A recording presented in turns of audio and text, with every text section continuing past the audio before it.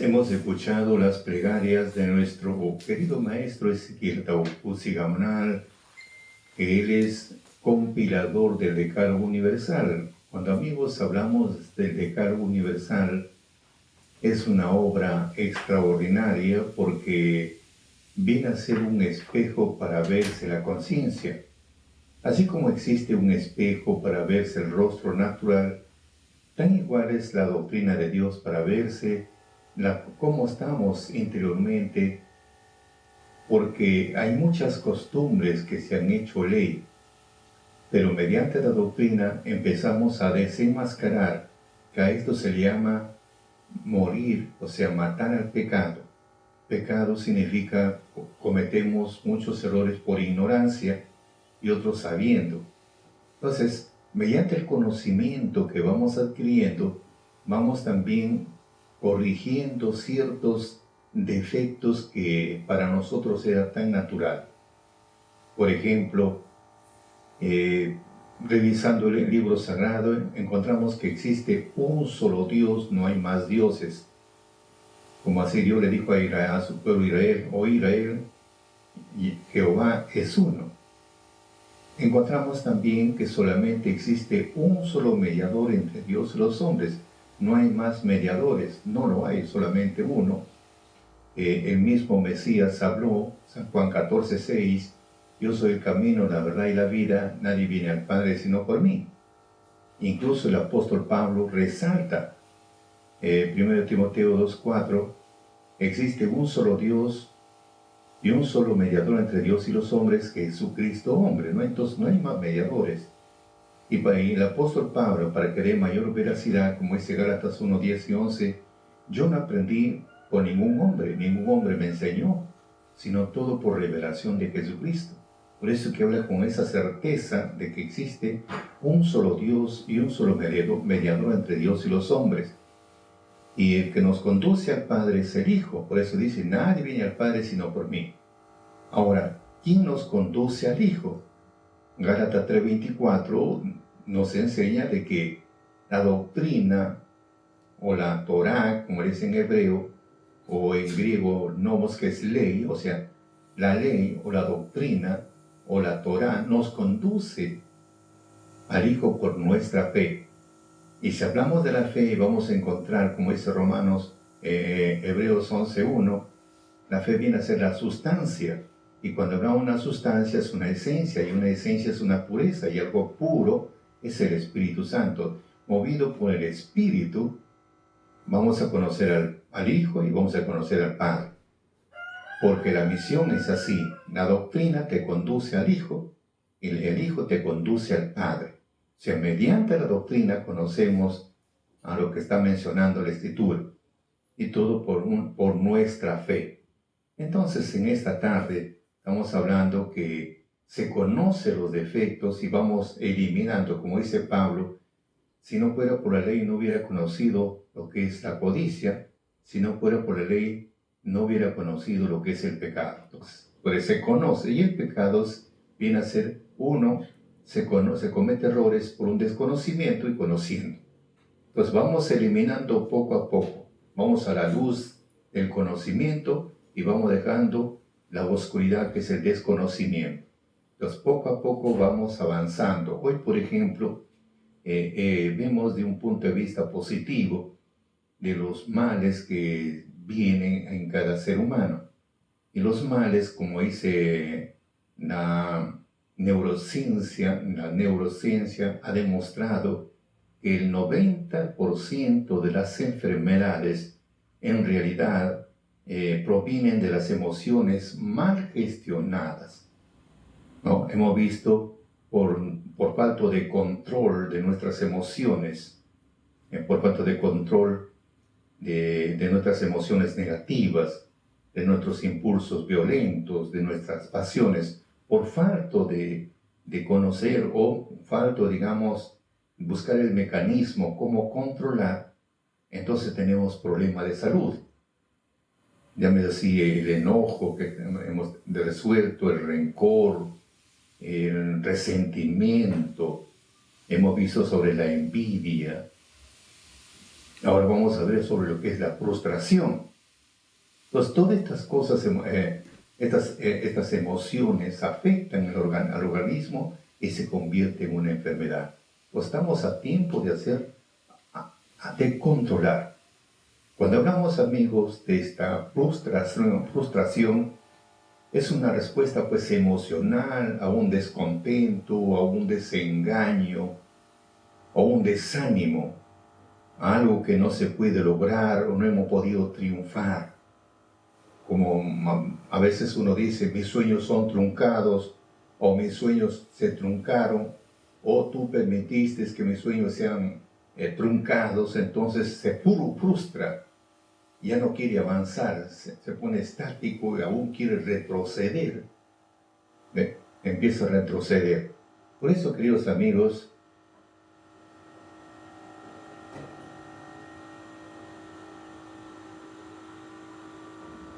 entonces, gracias. Después tenemos que pasar de lectura. Gracias a Virginia Fernández Ramírez, que nos está enviando un mensaje. Pero antes vamos a ver esto. Dice, bueno, sería pasar de lectura. Gracias por su mensaje.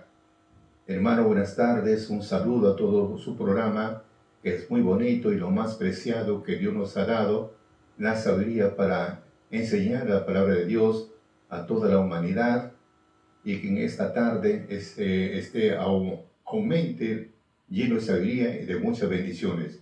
Muy amable por sus palabras motivadoras, Virginia Fernández Ramírez. Bueno, seguimos con el desarrollo. Entonces estamos viendo concerniente a lo que es la frustración. Entonces,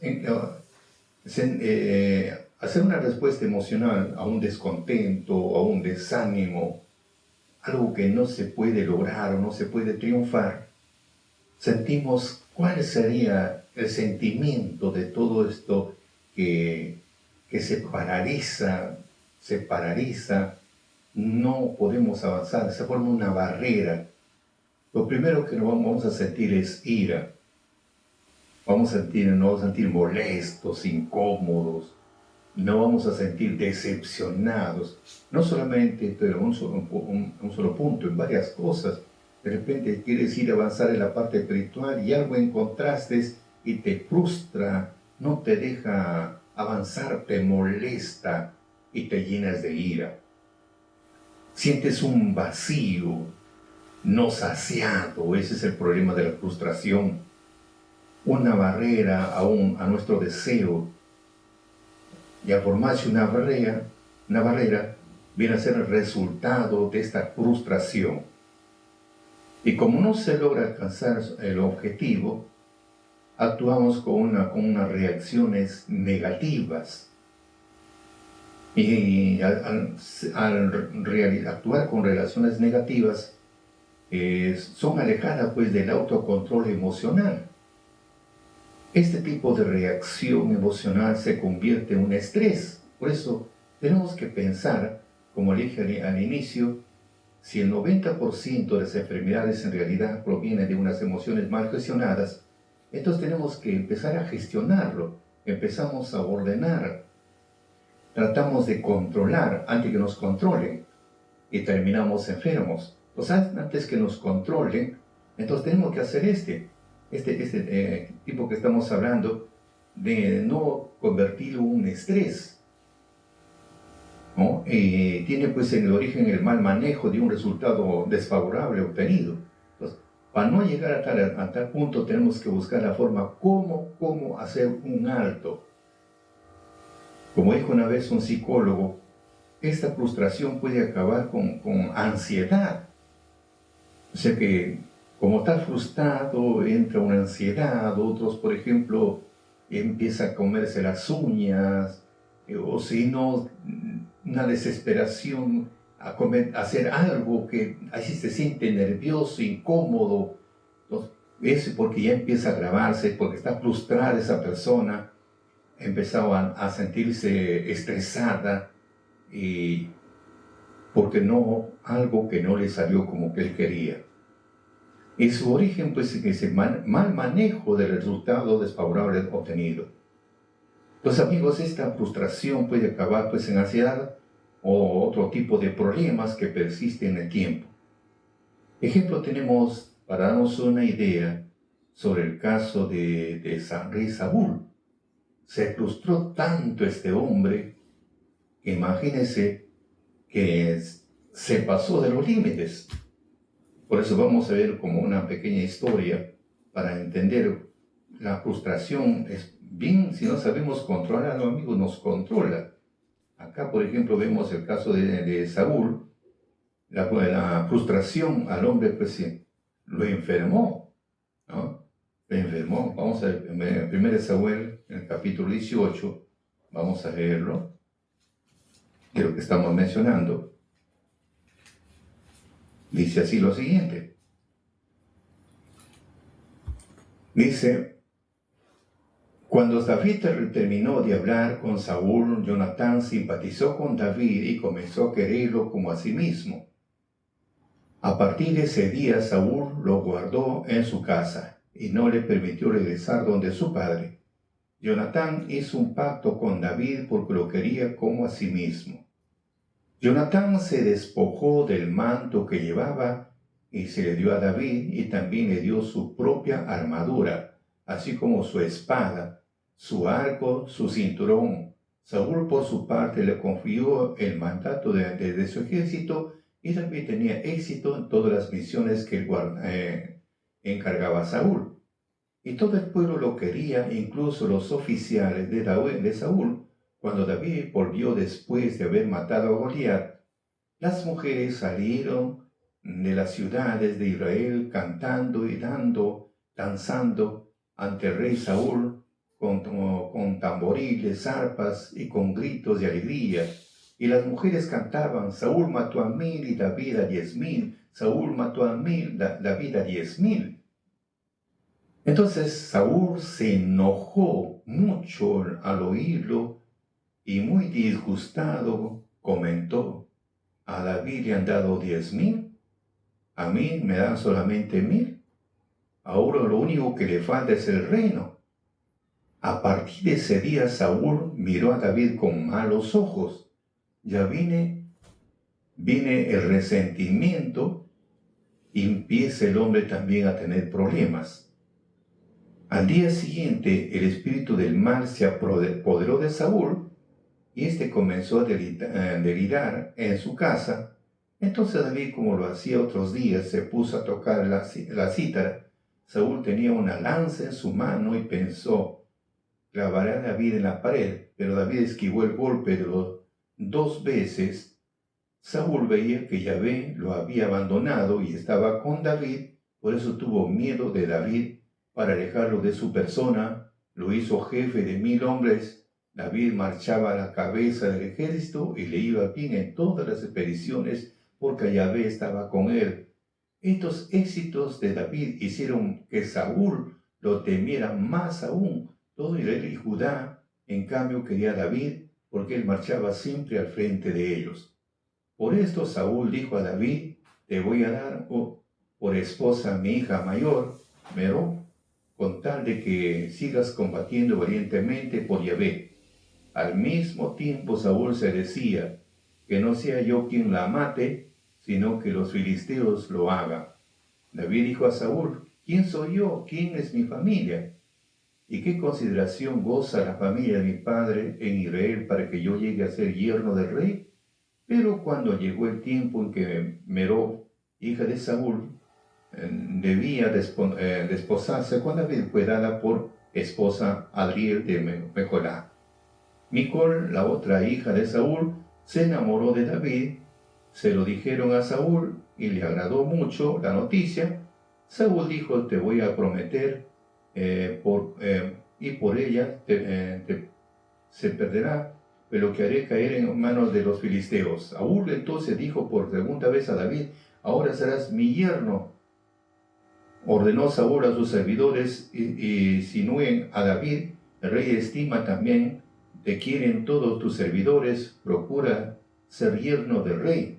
Los servidores de Saúl dijeron esto a David, el cual respondió, parece que para ustedes es muy sencillo llegar a ser yerno del rey, pero ¿se han fijado en que yo soy un hombre pobre y desconocido?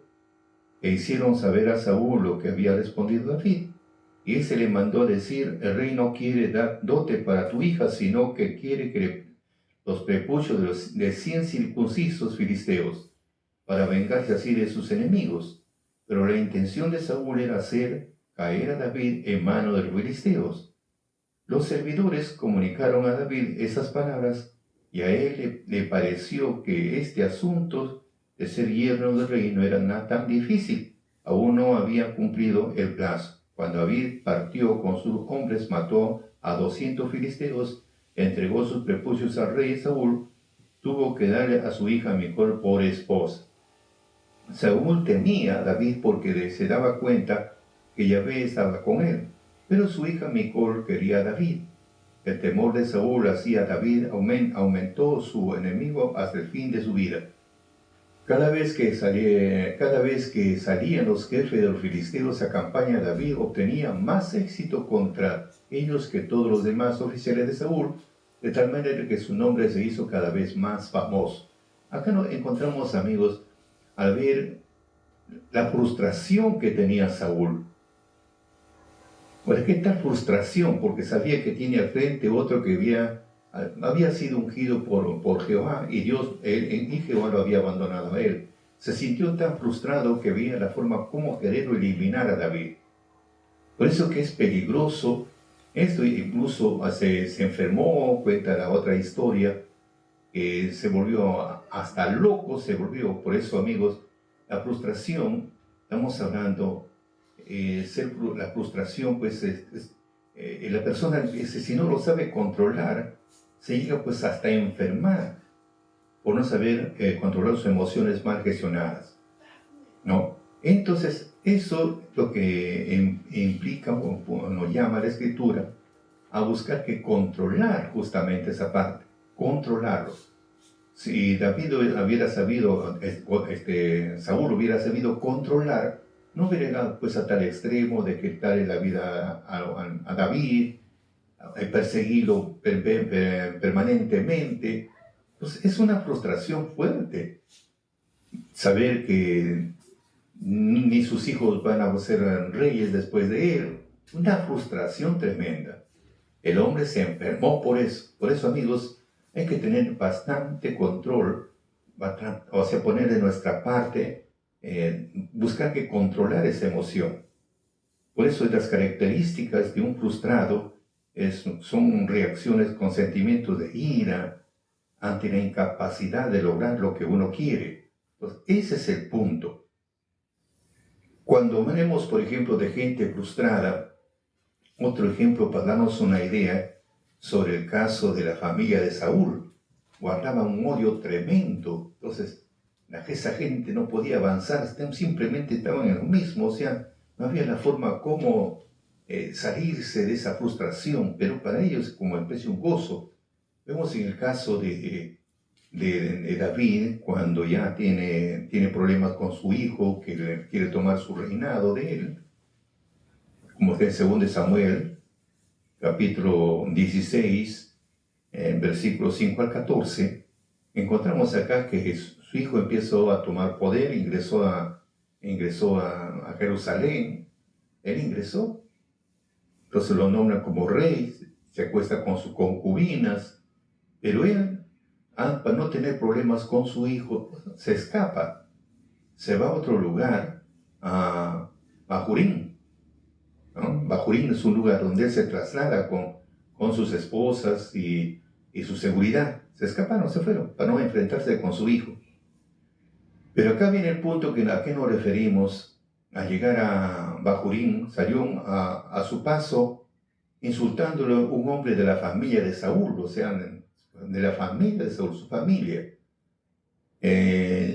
Llamando Semeí, lanzaba piedras a David y a sus oficiales, sin importarle la gente, los guardias que lo rodeaban al rey, sin importar nada. Él seguía arrojando piedras y empezaba a gritar, maldecía al rey en estos términos: vete, vete, hombre sanguinario y perverso, vete, ¿no? Vete, vete, hombre sanguinario y perverso, Yahvé hace recaer sobre tu cabeza toda la sangre de la familia de Saúl, que masacraste. Entonces, ellos estaban con ese pensamiento, esas ideas de que David es el que había matado pues al rey, o sea que ellos pensaban que a su familia, él lo había desaparecido, cosa que la historia no es así. Pero vamos a la forma, esa frustración que sentían ellos, esa frustración que cuando aparece David, imagínense, empiezan a botar su veneno. Por una parte saludable, porque empezó a botar su veneno y entonces también vino una tranquilidad. Pero vamos al caso, lo que estamos viendo ahora, donde empezaban a gritar, vete, vete, hombre sanguinario y perverso, Yahvé hace recaer sobre tu cabeza toda la sangre de la familia de Saúl, que masacraste. Imagínense, ni siquiera se había masacrado. Ni siquiera se había tocado, estaba siempre lejos, lejos, no querían tener un contacto con su gente, ni con el rey, no quería tener un contacto. Hasta se escapó a otro sitio con el fin de no estar cerca de él. Entonces fíjese, pero para esa gente estaban con esas ideas, frustrados con ese tipo de pensamiento de que David es el que le había masacrado a la familia de Saúl. Ellos pensaban en su mundo. Entonces, así como tú le quitaste el trono a Saúl, así también Yahvé te lo ha dado a tu hijo Absalón, cosa que no le quitó el trono, ¿no?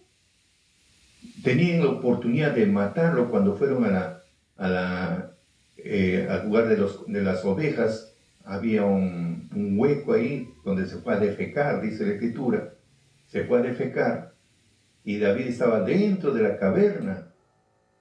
Entonces tuvo la oportunidad para matarlo, sino simplemente le cortó un pedazo de su manto mientras estaba defecando el hombre.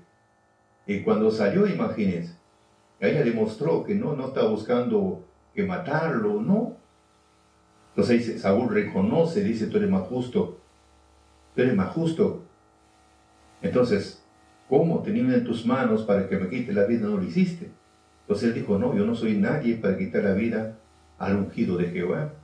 Entonces vemos cómo es de la gente esa frustración que había en ellos, en esa familia de Saúl, pensando que David había matado a la familia de David, y poco más ellos también lo matan. Pero ese es pensamiento. Por eso dice, Yahvé te lo ha dado a tu hijo Absalón, porque Absalón es el que le quitó el trono. Tú eres un criminal, por eso te persigue la desgracia. Abisai, hijo de Sarbia, dijo al rey, ¿cómo se atreve ese perro hediondo a insultarte? Déjame pasar el torrento y lo cortaré la cabeza. Pero el rey respondió, ustedes nunca me comprenderán, hijo de Sarbia. Si Yahvé le ordenó que me maldijera, ¿quién podría preguntarle por qué lo hace? Y David dijo a Abisai y a sus servidores, si mi propio hijo quiere matarme, con mayor razón este hombre de la tribu de Saúl. Déjelo que me maldiga, si Yahvé se lo ha mandado. Ojalá que viendo mi angustia, Yahvé se apiade de mí y cambie mi desgracia de hoy en felicidad. Y luego David y su gente siguieron su camino, mientras que Semeí, desde el otro lado de la quebrada, continuaba maldiciendo, tirando piedras, levantando polvo. Llegaron agotados al lugar donde recuperaron las fuerzas. Fíjese cómo es el caso cuando uno está, digamos, estresado, lo tenemos ahí, no sabemos cómo desfogar, porque lo que recomiendan, los grandes hombres recomiendan, dice que hemos visto que la neurociencia ha demostrado que una persona que no controla puede llegar a provocarse una gran variedad de enfermedades. Y algo muy importante también es callarse uno mismo. A veces uno guarda un sentimiento, no lo expresa, entonces nuestro cuerpo absorbe y viene lo que es la enfermedad. Por eso dice necesario, es esencial hablar y sacar lo que tengamos dentro, buscar ayuda, platicarlo para sacarlo de nosotros. Si no lo sacamos, el cuerpo lo va a expresar de una manera que no queremos. Entonces, Ese es bueno, por ejemplo, este hombre gritó, lanzando piedras, levantando polvo, también expresándose, botó todo su veneno, también paz para él, qué tranquilidad. Y por otra parte David dijo, no, déjalo, que si mi propio hijo me quiere matar, ¿qué será este hombre? Déjalo. Fíjese, qué maneras, si lo miramos de la parte positiva, también es saludable. Es saludable. Lo más triste es cuando lo guardamos dentro de nosotros, ese odio, ese rencor, guardamos dentro de nosotros, nos sentimos frustrados, más rápido nos enfermamos. Mejor es confesar, mejor es hablar, mejor es hablar, ¿ah? Sacar lo que tenemos dentro, sacar, para no enfermarnos, si no terminamos enfermos, pues amigos. Esa es la base. Acá se consigue ambas cosas. Como esta familia, pensando que David había matado a su familia de Saúl, había matado a sus dos familias, pensando así la gente, al gritar todo, también salieron de ese estrés que lo tenían ahí guardado, esa frustración que tenían ahí, la impotencia los tenía ahí. Miren, al expresarse, botaron su veneno y qué paz sintieron. ¿Qué paz? Y David también, por otra parte, dijo, bueno, si mi propio hijo me quiere matar, ¿qué será para esta gente también? Déjalo que siga gritando. De repente Dios lo ha enviado para ver si ojalá tenga misericordia de mí. Fíjese, una salud de la parte positiva, de lo negativo sale algo saludable. O sea, no todo es malo, de lo malo sale lo bueno. Por eso tan importante es tratar de confesar. Antiguamente pues antiguamente había una costumbre de que el que estaba estresado se iba a hablar pues, con el cura en el confesionario y se desestresaba. Bueno, ahora aparecieron los psicólogos donde tienes que pagar ahora, pero si vas en la parte espiritual, fácil, encuentras a alguien de confianza, cuenta también tus problemas, desembucha todo lo que tienes y te vas a sentir bien. Es igual que una persona que está mal del hígado y quiere vomitar, vomita, bota todo lo que puedes. Y después tienes una tranquilidad. Entonces, esa es la manera de salir de esa enfermedad, de esa frustración que uno tiene, ¿no? Entonces, esa es la forma de hacer. Si no lo hacemos, amigos, lamentablemente vamos a decir, no, Dios tiene la culpa para que me enferme, el diablo tiene la culpa para que me enferme. No, la decisión es nuestra. La decisión es nuestra, nos dan la fórmula cómo hacerlo para vivir en tranquilidad y en paz. Nos da la fórmula, ahora la acción es nuestra. Como dijo una vez un pensador, un buen maestro te enseña los caminos al éxito. Ahora tú lo tienes que explorar. Nada más, eso es todo. Por eso, amigos, las características de una persona frustrada son pues esos sentimientos de ira, ante la incapacidad de lograr lo que quería, no lo puede conseguir, se frustra y empieza a renegar, se vuelve una persona insoportable. Por eso, amigos, la lágrima que más duele no es la que cae del rostro, sino la que inunda el corazón y se desborda hasta el alma. Eso es lo que más. Te vuelvo a repetir, amigo, esta frase: la lágrima que más duele invocan. Pero aquel que los invocan de veras, o sea, de verdad, con ese sentimiento, así como Pedro, o como David, en su aflicción clamó. Los hacemos con ese sentimiento, por eso dice, cercanos a Jehová, a los que lo invocan, pero de veras, no de mentiritas, de veras. Luego dice, cumplirá el deseo de los que le temen, y oirá a sí mismo el clamor de ellos y los salvará. Entonces estamos prestos, por eso el Señor está presto para todo. Está presto. Pero si uno hay que pedirle de corazón. Como una vez, recuerdo, una vez un hermano me contó una anécdota, lo que le pasó en la vida real. Él tenía problemas de la lumbalgia, y justo llega el sábado, viene el problema de la lumbalgia y no puede movilizarse. Porque con la lumbalgia no puedes ni hacer ningún tipo de movimiento. Imagínense, para ir a los servicios higiénicos. No puede hacer ningún tipo de movimiento porque es un dolor, pero es insoportable. Y como era sábado, me cuenta el hermano, dijo, Señor, no permitas que el día de hoy, que es un día especial donde tú nos santificas, nos haces una invitación, no permitas que este mal me siga dominando. Lo clamó, dice, de un corazón sincero, se puso a llorar, pedirle de corazón. Apenas terminó de hablar, se desapareció el dolor. Entonces ahí uno comprende que cuán importante es invocar, pero de veras, y está cercano a auxiliarnos, porque jamás quiere a sus hijos desprotegerlos. Por eso, amigo, cuán importante es. ¿Ah? Entonces, queridos amigos, tenemos ahí bien claro, dice la Escritura, Moisés, Aarón entre los sacerdotes, Samuel entre los que le invocaron su nombre, invocaban a Jehová y le respondía. En columna de nube hablaba con ellos. ¿Por qué, amigos? Porque ellos, como guardaban sus testimonios, estatutos que le había dicho, Jehová nuestro Dios, él respondió. Le fue... Y para ello le fue un Dios todopoderoso. Cuando empezamos a entender, pues imagínense, qué felicidad. ¿Ah? Pero eso, amigos, cuán importante es, porque de lo contrario, amigos, de lo contrario, si nosotros, amigos, no lo controlamos, terminamos enfermos. ¿Qué genera este tipo de problema de la frustración? Estamos hablando del enojo, el resentimiento, la envidia, el rencor. ¿Qué problemas trae?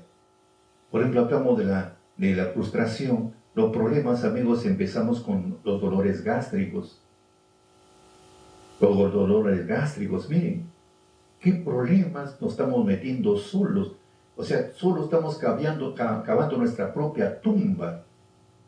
Por eso dice la Escritura, arrepiéntete antes de caer enfermo.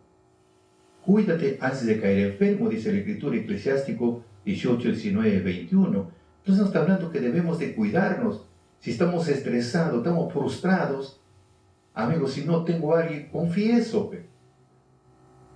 En este caso, así como hizo Pedro, así como hizo el salmista David, así como hizo Moisés, Josué, Samuel, ¿por qué no hay más sedientos de la doctrina de Dios?